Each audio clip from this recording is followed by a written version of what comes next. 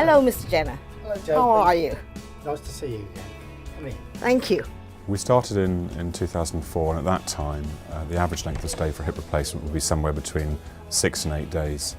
And I realised at that time that the system was not helping people to get home, and the surgical techniques weren't being optimised. And at that time there was interest developing in ways of doing surgery more efficiently. Any change you make, if you try and do it on your own, it's very difficult to implement that. Hugh's approach, involving all members of the team who at any point would have contact with the patient, meant that everybody was engaged. I knew that to get the best result I had to include the whole team from the beginning.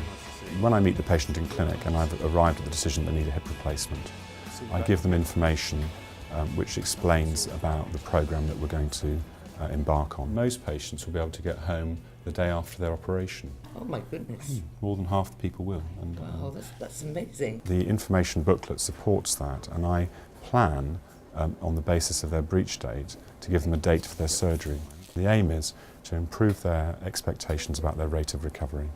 You always keep the crutches down with your bad leg. One of the difficulties patients have after surgery is coping with simple instructions like how to use crutches and do the stairs.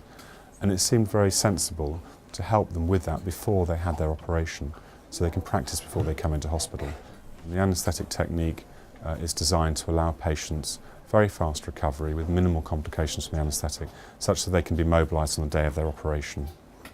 With regard to the surgery, we do the surgery in a way that minimises blood loss and tissue damage, and that allows a faster recovery. We normally find that within 4 to 6 hours we're able to get our patients standing up, and by the evening they can normally mobilise independently. Well, I was quite amazed to be walking about an hour after the operation, albeit on a Zimmer frame. The stabbing pains had gone from the prior to the operation, and I just felt a muscular pain. And the next morning, normally people would do the stairs, and then once they've been judged to be safe by the team, then they go home. I wanted to get home. I've got nothing against hospitals. All the staff were so good. They all worked as a very good team, but to get back at home was wonderful.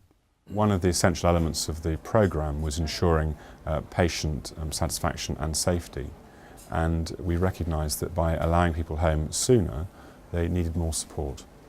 And we set up what I call a transitional care outreach service, and that involves taking nurses from the ward who have looked after the patient on the ward and having them visit the patients at home. From the pre-assessment clinic, I see them, touch base with them, and follow them right through to the time they go home back in the community. So really they're getting a complete continuity of care with the same team members of staff right through their surgical journey. And they seem to like that, patients, because it's familiarity. When I left hospital, I knew that the sister from the ward, Jo, would be coming out to see me at some time. And I knew that I'd got that support because I was told that any time of the day, ring Jo. The most important factor in this is the patient, and we've had very high levels of patient satisfaction, with nearly 99% of patients being satisfied with the whole procedure.